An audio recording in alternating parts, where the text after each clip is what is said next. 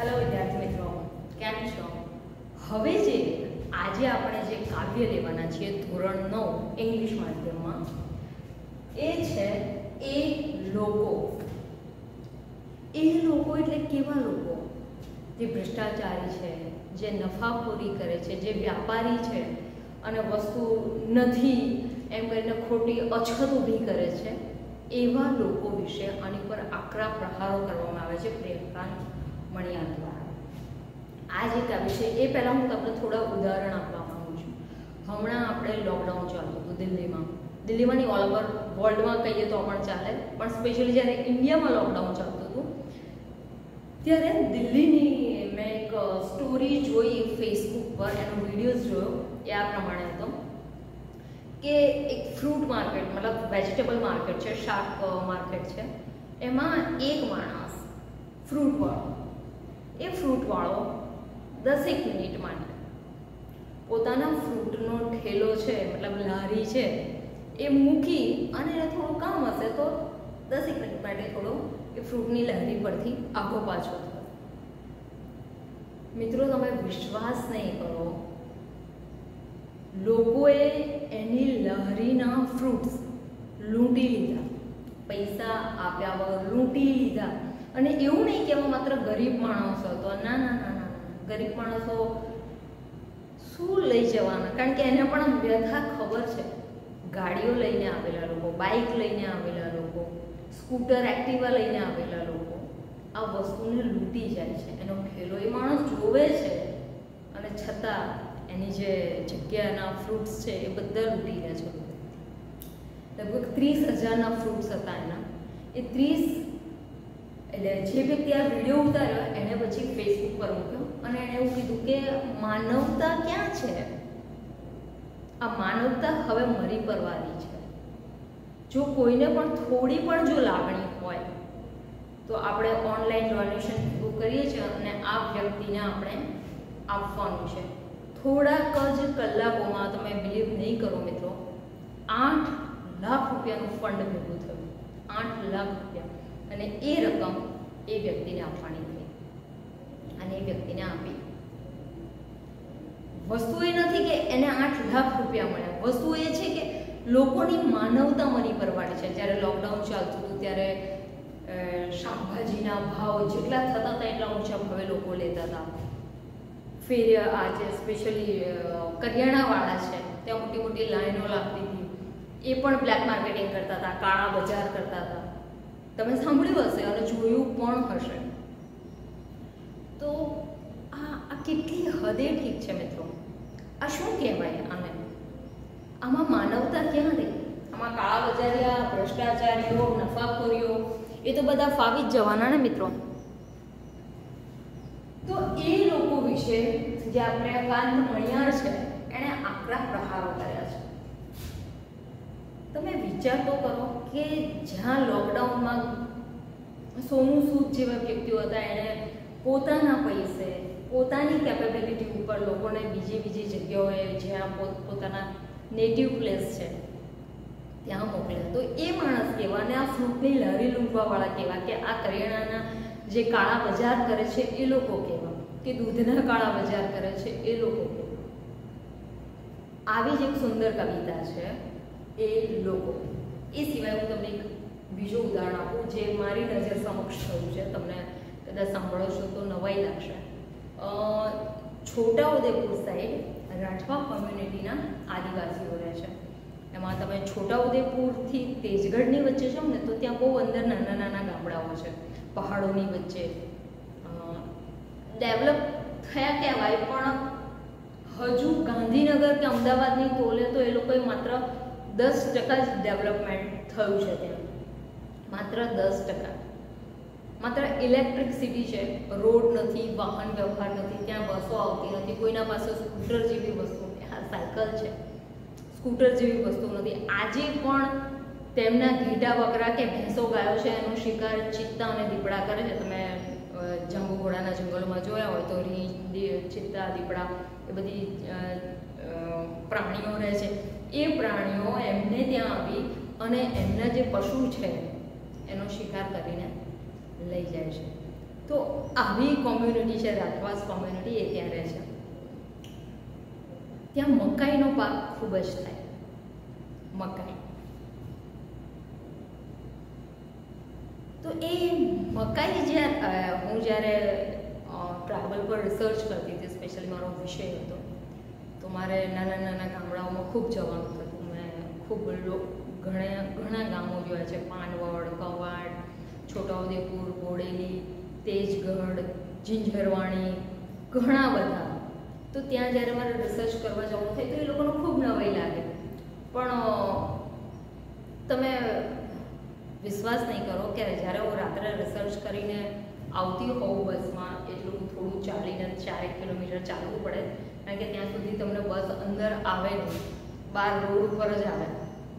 તો એ 4 કિલોમીટર ચાલીને આવતો હોય ત્યારે રસ્તામાં ક્યાંય સ્ટ્રીટ લાઇટ ના હોય મિત્રો, તો તમે એકલા જતા હોવ અને એ માણસો છે કદાચ સાયકલ લઈને જતા હોય, એમણે ડ્રિંક કર્યું હોય, તાળી પીધી હોય કે દારૂ પીધો હોય, પણ મજા છે કે તમારી સામે ઊંચી નજરે પણ જોવાય.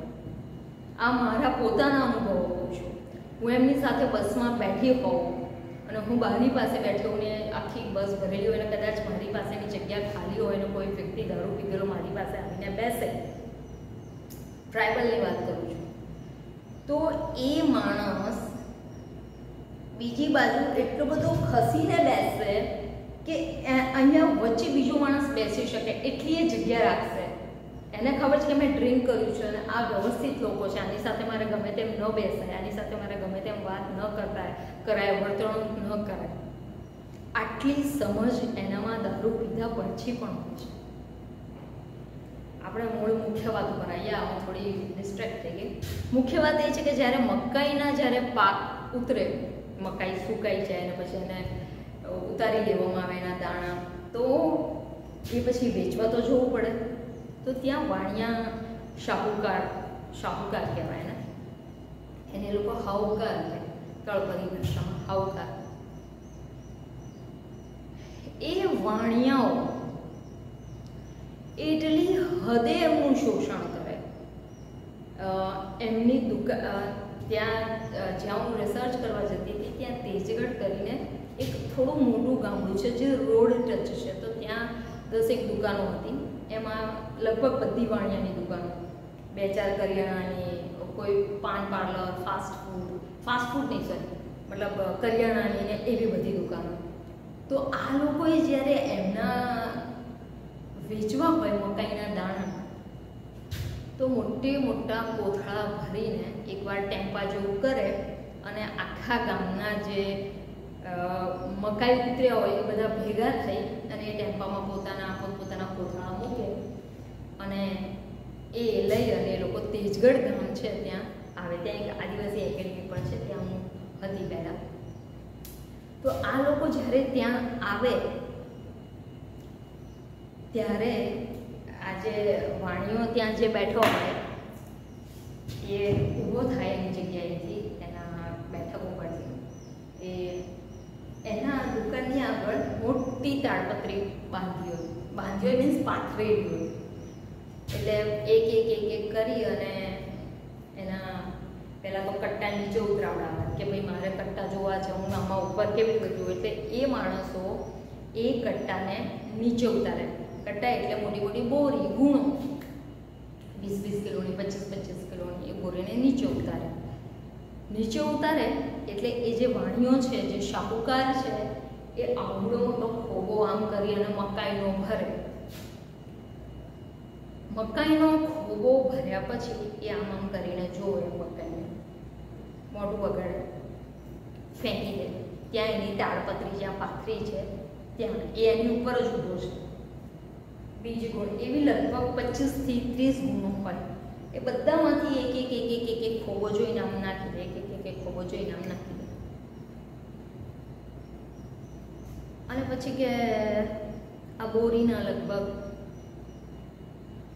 200 રૂપિયા આવશે.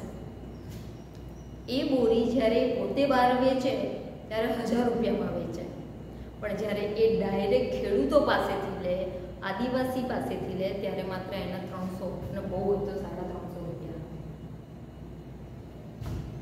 હવે આ વ્યક્તિઓ એક તો પેટ્રોલ બાળીને ગામડેથી આવ્યા હોય, પ્લસ આ બધી બોરીઓને નીચે ઉતરાવવા. હવે ધારો કે એમ કે અમારે નથી લેવી, તો એક તો એનું પેટ્રોલ માથે પડે, પ્લસ આ બધી મજૂરી ફરી એણે કરવી પડે અંદર ભરવા માટે. એટલે એ લોકો આ વસ્તુ માટે એગ્રી કરી છે કે વાંધો નહીં, કોઈની 5 બોરી હોય, કોઈની 8 બોરી હોય, કોઈની 10 બોરી હોય, અને આ રીતે એક ગુણ દીઠ 300 કે 350 રૂપિયા આપો. અને બધાને પૈસા બી દીધે એટલે એ લોકો પોતાનો ટેમ્પો લઈને જતા રહે. એની પાસે જે એક નાનો કામવાળો રાખ્યો હોય, નાની ઉંમરનો બિચારો આદિવાસી છોકરો જ હોય, એને કહે કે આ બધું ભરી લે, જે એને આમ કરીને ઢોળ્યા છે મકાઈના દાણા, એ હવે તો એક બીજા કોથળો જે આપણે પાછળ પડ્યો છે એમાં આ ભરી લે. એવા 2 કોથળા ભરાય. એટલી મકાઈ એણે જોવામાં નીચે ઢોળી દીધી હોય. એ 2 મકાઈના કોથળા એને ફ્રીમાં મળ્યા કે આ તો ચેક કરવાની છે. વિચાર કરો, આ વાણિયાઓ છે એ આટલું શોષણ કરે છે, ત્યાંના શાહુકારો છે એ આટલું શોષણ કરે છે. આ મારી નજર સમક્ષનો ઘટો. તો મિત્રો આ વ્યક્તિઓ, આ તો બિચારા ભોળા અભણ લોકો છે.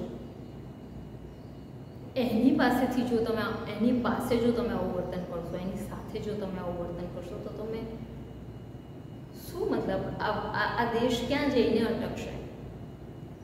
શું થશે આ દેશનું? તો આવી સુંદર મજાની આ જે કવિતા છે એ લોકો એટલે નફાખોર લોકો, ભ્રષ્ટાચારી લોકો, જે શોષણ કરતા છે એ લોકો કોનું શોષણ કરે છે? ગરીબનું, ભોળી લાચાર અભણ પ્રજાનું. એની ઉપર જે પ્રિયકાંત મૈયર છે એના ખતરનાક આક્ષેપો અને કટાક્ષો કર્યા છે. એ સુંદર મજાની કવિતા છે. એ હવે આપણે શરૂઆત કરીએ. કાવ્ય 10 એ લોકો પ્રિયકાંત મૈયર, જેનો સાહિત્ય પ્રકાર છે અછાંદસ.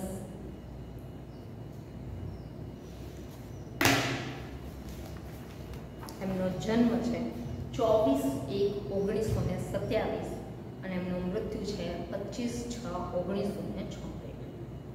પ્રિયકાંત પ્રેમચંદ મણિયાર. તેમનો જન્મ વિરમ ગામમાં અને તેમનું વતન અમરેલી હતું. માત્ર 9 ધોરણ સુધીનો અભ્યાસ કર્યો. આ પ્રિયકાંત મણિયાર છે એમણે માત્ર 9 ધોરણ સુધી જ અભ્યાસ કર્યો હતો. તેઓ ચૂડીઓ બનાવવાનો વ્યવસાય કરતા. ચૂડી એટલે કે બંગડી બનાવતા. મણિયારી, તમે કદાચ પેલી ગરબા જેવું કંઈક સાંભળ્યું હશે, મણિયારો તે સાંભળ્યું છે ને? એક મહિયારો આવે. મહિયારો એટલે દૂધ દહીં વેચવાવાળા હોય, પુરુષો, એને મહિયારો કહેવાય. અને મણિયારો એટલે બંગડી બનાવવાવાળા વ્યક્તિ હોય એને મણિયાર કહેવાય. વિરમગામ અમને તેમનું વતન અમરેલી હતું. માત્ર 9 ધોરણ સુધીનો અભ્યાસ કર્યો હતો. તેઓ ચૂડીઓ બનાવવાનો વ્યવસાય કરતા હતા. તેમનું વિવિધ છંદો પરનું પ્રભુત્વ ધ્યાનાર્ષક છે. પ્રતીક, અશબ્દરાત્રિ, સ્પર્શ, સમીપ તેમના કાવ્ય સંગ્રહો છે. પ્રબલ ગતિ મુખ્યત્વે ગદ્ય કાવ્યોનો સંગ્રહ છે. તેઓ સાહિત્ય અકાદમી દિલ્હીના પુરસ્કારથી સન્માનિત થયા છે. આ કાવ્ય જગતની પ્રવર્તમાન સ્થિતિનો સચોટ ચિતાર વ્યક્ત કરે છે. ભૌતિકતા પાછળ પડેલો માણસ ધનના લોભમાં માનવતા ભૂલી ગયો છે. તેની વેદના અને એની સામેનો આક્રોશ આ કાવ્યમાં વ્યક્ત થાય છે. ભૌતિકતા પાછળ પડેલો માણસ ધનના લોભમાં માનવતા ભૂલ્યો છે. જેમ મેં તમને દિલ્હીનો કેસ કર્યો કે એના ફ્રૂટ્સ માણસ ચોરી જાય છે. ગાડીઓવાળા, બાઇકવાળા, એક્ટિવાવાળા. એક ગરીબ માણસ છે, એ ઠેલો કરીને ઊભો છે, લારી કરીને ઊભો છે. તમે એના પૈસા, એની વસ્તુઓ જે એ પણ માંગીને લાવ્યો છે, એની વસ્તુઓ તમે ચોરી લેશો.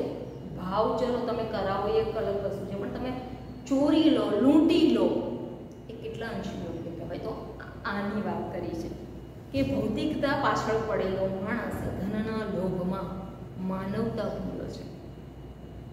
તેની વેદના, એની સામેના આક્રોશ આ કાવ્યમાં છે. ગરીબ માણસ માટે પહેરવા કપડાં નથી, ખાવા અનાજ નથી, ને બીમાર પડે તો દવા નથી. કારણ કે આ બધું તો કાળા બજાર કરવાવાળા વેપારીઓએ પોતાના ભંડારોમાંથી ભરી રાખ્યું છે, જેથી વધારેમાં વધારે કિંમત વસૂલ કરીને વેચી શકે. આવા લોકોએ માણસો નથી પણ નોટો ખાઈને ઉછરનાર ઉધાઈ છે. ઉધાઈ એટલે એક એવું નાનું જંતુ આવે છે જે લાકડાની અંદર એકવાર બેસે પછી એ લાકડાને બોદું કરી નાખે છે.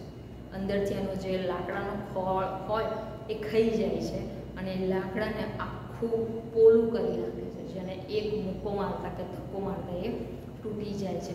તો આ જે ભૌતિકતા પાછળ પડેલા માણસો છે એ ગરીબોનું લોહી ચૂસીને એમના રૂપિયા લઈ લે છે.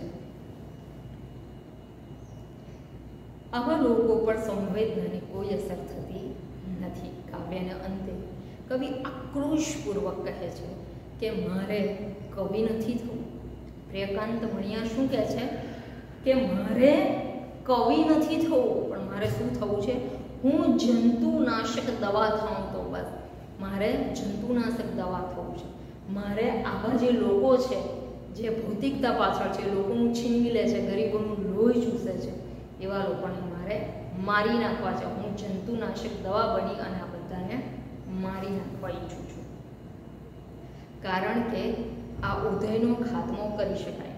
કાવ્યમાં કાપડ સામે માણસનું ફાટી જવું, અનાજ સામે માણસનું સડી જવું અને શીશી સામે માણસનું ફૂટી જવું એમ વિરોધ રચી કવિએ કાવ્યને ચોટદાર બનાવ્યું છે. એ લોકો હવે કાવ્ય શરૂ થાય છે. એ લોકો જે આપણા કવિતા શરૂ થાય છે એના ટાઇટલથી જ એનો પહેલો શબ્દ શરૂ થાય છે. એ લોકો પહેલા કાપડના તાકા ભરી રાખે છે. એ લોકો એટલે શોષણખોરો, સંગ્રાહખોરો, લોહી ચૂસનારા, શોષણ કરનારા. એ લોકો કાપડના તાકા ભરી રાખે છે. પછી જ્યારે ઉઘાડો માણસ ફાટી જાય છે ત્યારે વાર વેચે છે. તમે ફેસબુક પર વિડીયોઝ જોતા હશો, ઘણા માણસો નિર્વસ્ત્ર પડ્યા હોય છે બસ સ્ટેન્ડે, કોઈ એવી જગ્યાએ જેની ઉપર એક વસ્ત્રનો ટુકડો પણ હોતો નથી. ગરીબીના કારણે, ભૂખમરાના કારણે એ માણસ પાસે વસ્ત્ર ખરીદવાના કપડાં પણ હોતા નથી. ઠંડીમાં પણ માણસ એ રીતે મૃત્યુ પામે છે. ઘણીવાર લાશો રઝળતી જોવા મળે છે તમને. તો એના ઉપર આ કવિએ કટાક્ષ કર્યો છે. શું કર્યો છે કે એ લોકો પહેલા કાપડના તાકા ભરી રાખે છે, પછી જ્યારે ઉઘાડો માણસ ફાટી જાય છે ત્યારે વાર વેચે છે. એટલે કે જ્યારે માણસ મૃત્યુ પામે ત્યારે સારા થવા માટે જાણે એનું કફન એમ કહેશે કે આ કફન છે મારા તરફથી, એમ આ માણસના શરીર ઉપર વસ્ત્ર નથી, પણ જ્યારે વસ્ત્ર નથી ત્યારે આપો ને. એ માણસ મરી ગયો પછી એના કફન સ્વરૂપી એ વસ્ત્ર આપીને શું કામ છે? જ્યારે માણસ જીવે છે ત્યારે એને થોડી મદદ કરો ને. પણ ના, આ સંગ્રહખોરીની એમની પોલિટિક્સ છે કે માણસ જીવે ત્યારે તો એને જીવવા નહીં દેવાનું, એને મારી નાખવાનું. એ માણસ મરે નિર્વસ્ત્ર કપડાં વગર ત્યારે એનું શોષણ કરી, અથવા તો જ્યારે મરી જાય ત્યારે આપણે સારા બનવાનું, આપણે આપણી એડવર્ટાઇઝમેન્ટ કરવાની અને કહેવાનું કે આને મતલબ પુણ્યના કામ કરવાના કે આ મરી ગયો એટલે મેં એને આનું કફન અથવા તો એને બાળવાનો જે ખર્ચો છે એ મેં આપ્યો છે. એ લોકો પહેલાં ધાન્યના કોથળા ભરી સીવી રાખે છે. હવે સંગ્રહખોરો પર મેં જે તમને છોટાઉદેપુરનું ઉદાહરણ આપ્યું એની ઉપરનું છે આ. એ લોકો પહેલાં ધાન્યના કોથળા ભરી સીવી રાખે છે. તમે જ્યારે ધાનનો કોથળો જોવો તો ઉપરથી આખો સીલ બંધ હશે. તો આ જે સંગ્રહખોરો છે એ પોતાના કોલ્ડ સ્ટોરેજમાં આ બધા કોથળાઓને સ્ટોર કરી રાખે છે. અને સામાન્ય હમણાં વચ્ચે તમે 1 વર્ષ પહેલાં જો તમને આઈડિયા હોય તો ડુંગળીની અછત ઊભી કરવામાં આવી હતી. આર્ટિફિશિયલ હતું નહીં કે ડુંગળીની અછત છે એવું ક્યાંય હતું નહીં, પણ જે સંગ્રહખોરો છે એ એમના ત્યાં ડુંગળીનો ભાવ સ્ટોરેજ કરી રાખે અને ભાવ ઉચકાવવા માટે, મતલબ ભાવ વધારે કરવા માટે અથવા તો કાળા બજારમાં વેચવા માટે એ લોકો એની ખોટી અછત ઊભી કરે. કોઈ લેવા જાય તો કહેશે કે ના ડુંગળી તો છે જ નહીં, એની તો અછત છે, એની તો અછત છે. તેલના ડબ્બાની આ રીતે અછત ઊભી કરે છે. તમને કદાચ આઈડિયા નહીં હોય, પણ તમારા માતા પિતા છે એને આ વસ્તુનો સૌથી વધારે આઈડિયા હશે.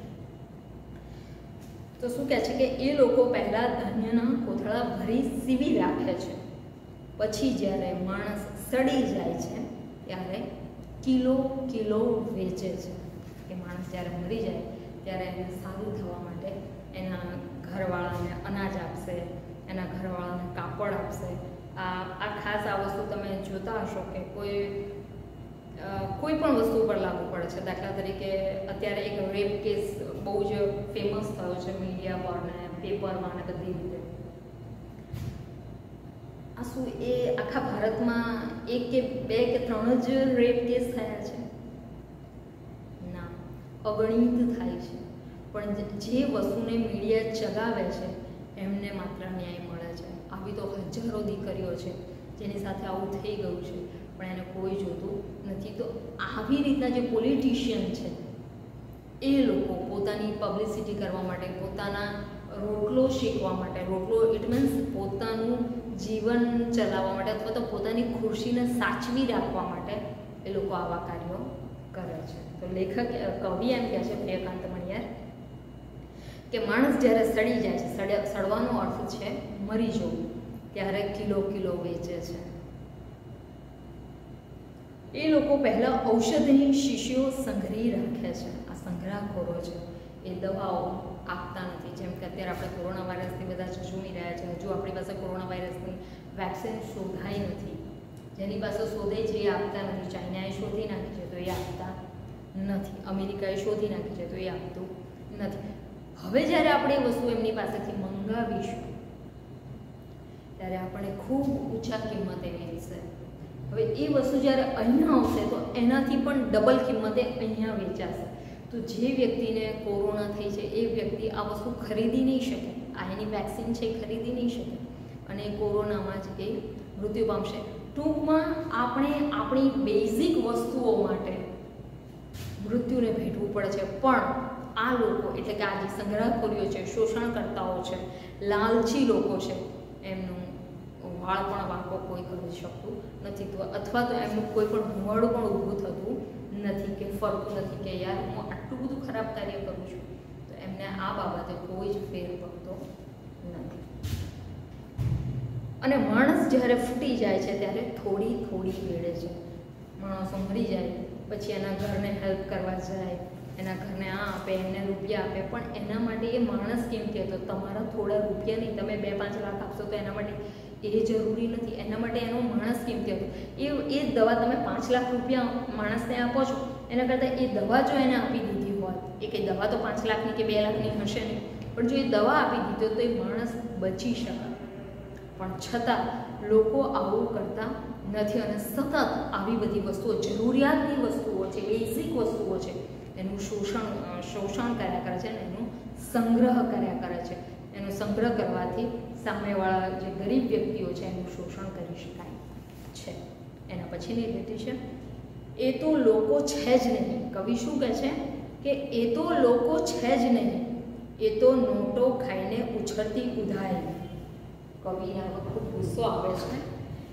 એ કહે છે કે આ લોકો માણસ જ નથી. આ લોકો માણસ જ નથી. આ લોકો તો માત્ર પૈસા માટે કામ કરે છે. પૈસા ખાઈને ઉછળતી ઉધઈ જેવા છે આ લોકો.